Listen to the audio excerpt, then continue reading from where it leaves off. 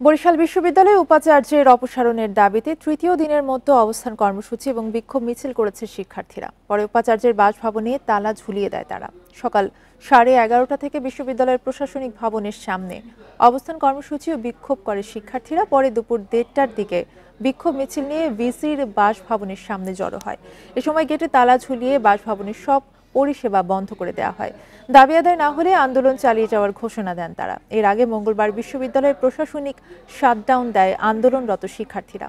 এতে প্রশাসনিক সব কার্যক্রম বন্ধ রয়েছে, তবে ক্লাস ও পরীক্ষা চালু রয়েছে।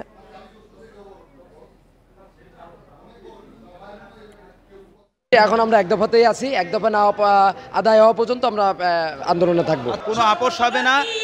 আমাদের এই স্বৈরাচারী ভিসির পদত্যাগ না হওয়া পর্যন্ত আমাদের কর্মসূচি চলবে।